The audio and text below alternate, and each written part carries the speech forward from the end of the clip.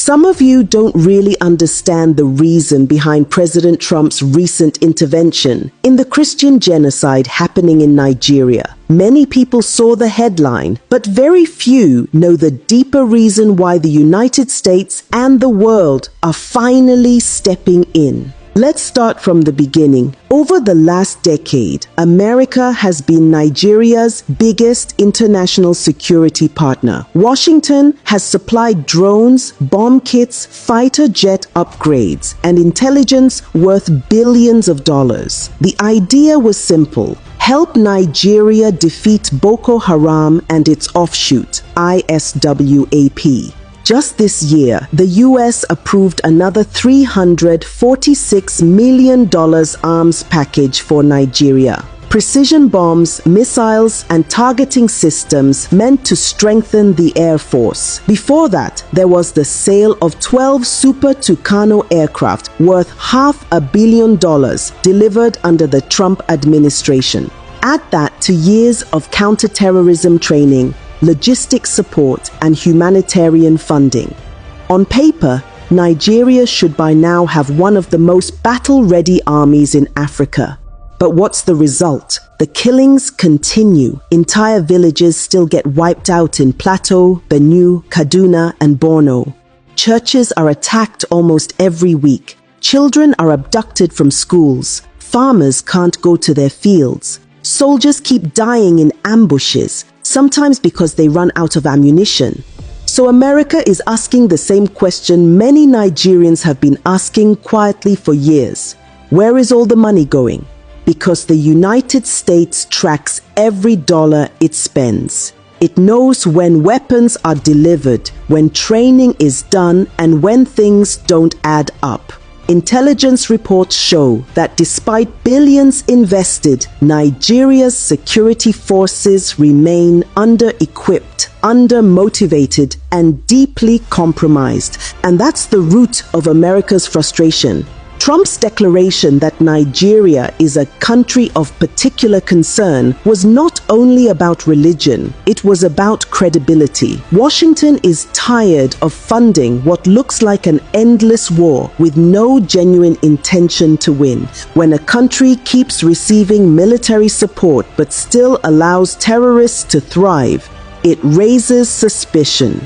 When attacks follow the same pattern, Christians targeted in their villages, priests kidnapped, worshippers slaughtered in churches, and there's still no serious response, the world begins to wonder whether the violence is being quietly tolerated. That's why Trump's words hit so hard. They are killing record numbers of Christians in Nigeria, and I will not allow that to continue. Those weren't diplomatic words. They were words of anger, frustration from a government that's been watching Nigeria repeat the same cycle for over a decade. And now, America isn't alone. The Canadian Parliament has discussed the killings. British lawmakers have questioned why Nigeria still receives military aid. The European Union has called for independent investigations into attacks that Nigerian authorities call herder-farmer clashes. But let's be honest, how many times can something happen before we stop calling it coincidence? When the victims are repeatedly Christian villages, burned churches, murdered priests, the pattern speaks for itself. The tragedy here is that Nigeria's leaders still act as though these warnings are insults instead of wake-up calls. The official response to every global concern is always the same. They don't understand our security complexities, but the world understands enough to see the truth. The same corruption that destroyed the economy has infected the military. Procurement scandals, ghost soldiers, stolen allowances, even reports of weapons meant for the front lines ending up in the hands of terrorists. That's why the war never ends, because every bullet fired is another contract renewed. Every attack becomes another excuse to demand funding. The war has become an industry, and peace would ruin business. So when America sends weapons worth hundreds of millions and still sees villages burning, The anger is justified. No country, no matter how wealthy, wants to fund failure. And this is where it becomes expository. The US strategy now is shifting. The new aid packages come with strict monitoring clauses, human rights tracking, field audits, and transparent reporting. Washington wants to see evidence that the weapons are used for the right purpose, not for politics or profit. At the same time, discussions are happening in Congress about targeted sanctions, not against Nigeria as a nation, but against individuals, governors, generals, and politicians accused of either enabling the violence or stealing from defense budgets. If that list is activated, travel bans, asset freezes, and visa restrictions could follow. The message is clear. America is no longer willing to bankroll corruption. And that brings us back to the Christian genocide conversation. For years, survivors have been crying out, saying, "They're killing us and the world is silent." Now the world is speaking, and Abuja isn't happy about it. But why would they be? When you've built a system on impunity, accountability feels like an attack.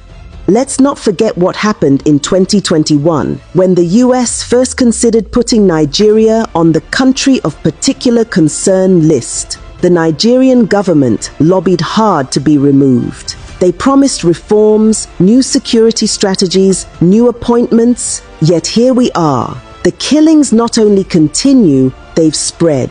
So what exactly does the US want? It wants transparency. It wants Nigeria to prove that it's genuinely fighting terrorism, not managing it. It wants accountability for the billions already sent. It wants an end to the excuses that always begin with "we condemn" and end with "we're investigating."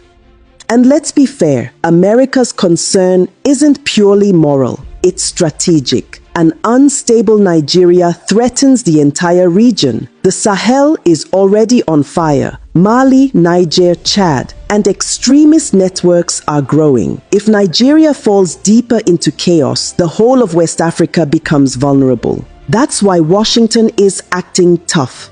Not because it suddenly discovered compassion, but because instability in Nigeria eventually becomes a global problem.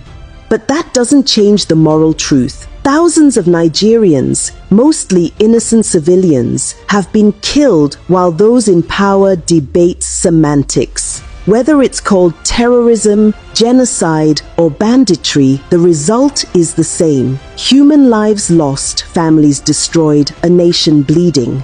So yes, the world is fed up, not with Nigeria as a people, but with a government that refuses to protect them. And that's where my opinion comes in. Nigeria's problem is not that it lacks help, it's that it lacks honesty. For every foreign dollar sent, there's someone ready to steal half of it before it reaches the front lines. For every tragedy, there's a press release instead of action. And for every victim, there's an official somewhere insisting it's not as bad as it looks. The world has finally stopped believing those lies. Trump's declaration, Canada's debates, the EU's concern, these are not attacks on Nigeria's image. They are reactions to Nigeria's silence. Because silence in the face of mass murder is not neutrality, it's complicity. So where does this leave us? If Nigeria continues on this path, the consequences won't just be diplomatic. Sanctions could cripple international trade. Military partnerships could be suspended. And the elite who once flew freely around the world may suddenly find themselves grounded, both literally and politically. But there's another possibility, the one most Nigerians hope for, that this global attention forces change. That the government finally wakes up and realizes the world is no longer watching quietly. That the billions meant for defense finally go where they belong, to soldiers, to intelligence, to rebuilding the lives of those left behind. Because at the end of the day, America's anger is not the real story here. The real story is Nigeria's lost humanity, a nation so used to tragedy that it now debates whether a massacre is religious or political instead of asking why it happened at all. This is why the world is losing patience. If Nigeria doesn't change course soon, the pressure from abroad will only intensify. Sanctions will follow, investigations will deepen, and foreign aid will come with stricter conditions. But it shouldn't take foreign threats to make our leaders act. It should take conscience. It should take shame. It should take love for a nation that has already bled enough. The world has done its part. The question now is, will Nigeria finally do hers?